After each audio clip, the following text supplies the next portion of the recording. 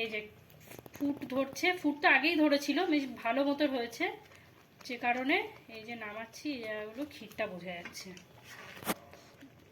আর এখন একবারও যদি নাড়ানোটা বন্ধ করে দিই তাহলে কিন্তু একেবারে লেগে যাবে। তো কন্টিনিউয়াসলি এটা, এই যে যত আমি তলাটা এরকম করে চেঁচে দিচ্ছি তত এগুলো বেরোচ্ছে মালাইগুলো।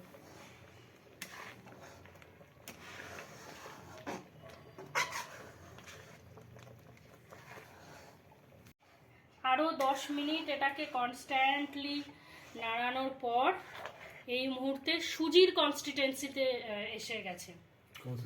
কনসিস্টেন্সিতে এসে গেছে।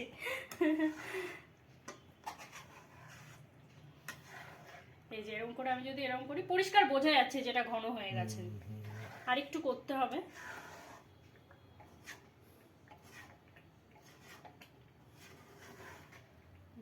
একেবারে লেগে লেগে যাচ্ছে এখন।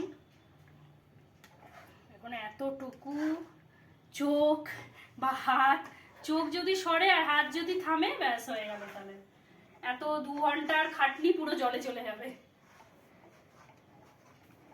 এই মুহূর্তে ঠিক এই কনসিস্টেন্সিতে আপনারা চাইলে কাজু আর আমন্ড একটুখানি কুচিয়ে ছড়িয়ে দিলে কিন্তু ব্যাপক লাগবে, কিন্তু প্রণয় সেটা খাবে না, সেই ক্ষেত্রে সেই জন্য আমরা দিচ্ছি না। এখন ক্ষীর হয়ে গেছে, এই ধারগুলোতে সব এই যে ভরে ভরে ভরে ভরে, তো আমি যদি এই জায়গাগুলো কড়াইয়ের সাইডগুলো স্ক্রেপ না করি, অর্থাৎ খুন্তি দিয়ে যদি না টেনে বার করে দিই তো এগুলো গায়ে লেগে থাকবে, তো সেটা আমার লস। তো আমাকে ওটা পুরোটা চেঁচে দুধের মধ্যে নামাতে হবে যা আছে। আস্তে আস্তে এটা ঘন হয়ে যাচ্ছে। এই যে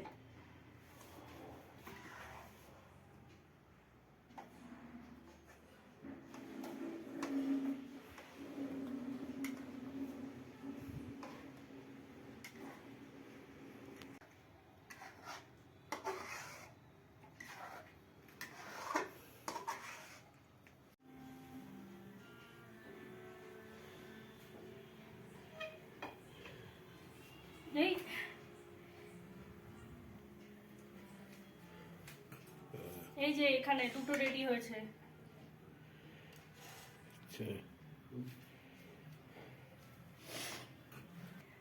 আচ্ছা, আমরা এখন যেটা গতকালকে ক্ষীর বানিয়েছিলাম সেই ক্ষীরটা ইউজ করে ক্ষীরের পাটিসাপটা বানাচ্ছি। এটা পুরটা, যেটা পুরটা ব্যাটারটা ওটা চিনির, আমি গুড় রেখেছি আরেকটা ব্যাটার, ওই ব্যাটারটাকে 2 ভাগ করে সেকেন্ড যে ভাগটা হবে ওটাতে গুড় দিয়ে দেবো, তাহলে গুড়ের পাটিসাপটাও হয়ে যাবে। কেমন লাগছে দর্শক বন্ধুরা এটা দেখে একটু কমেন্টস করে জানাবেন। ফাইনাল ফটো আমরা আবার পাঠাবো।